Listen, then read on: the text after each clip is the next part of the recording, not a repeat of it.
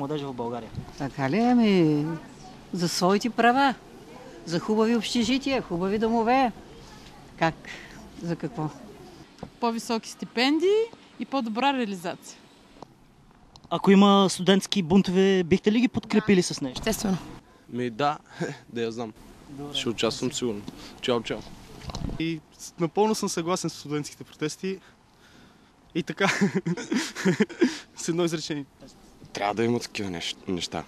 Ако младите хора не се дигнат, старите, ако ги чакаме, никога няма да се получат нещата, така или иначе.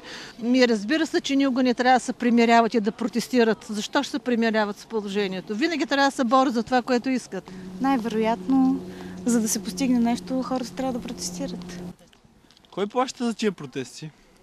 Ами да, те са граждани на България и по всички въпроси могат да протестират. Имат право.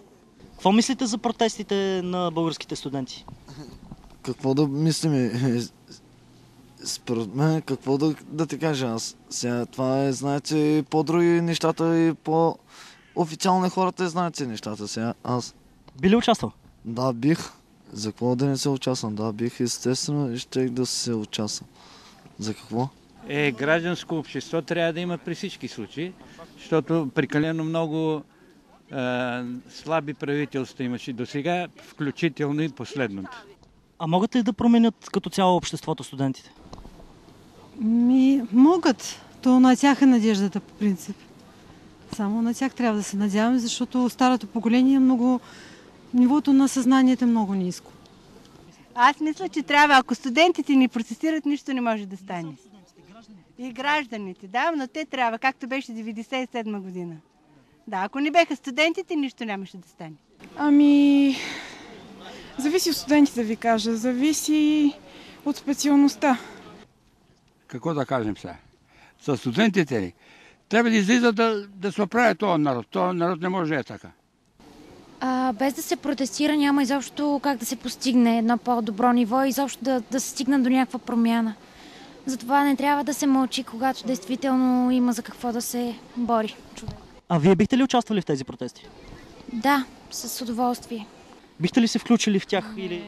Имам семейство вече, не мога да отделям време. Що да не участвам?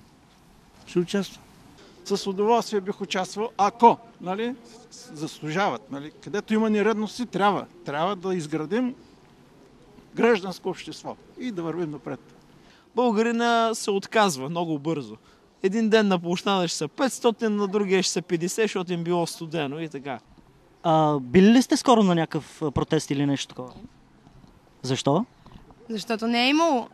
Според вас студентите са главното звено? Да, точно те са след ние си заминаваме, а вие оставате. Вие трябва да живеете, а не да мизерувате. Това мога да кажа.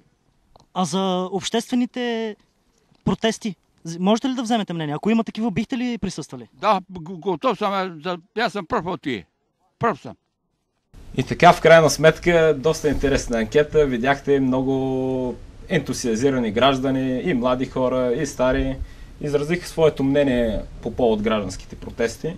Как ще коментирате видяното от вас в самата анкета?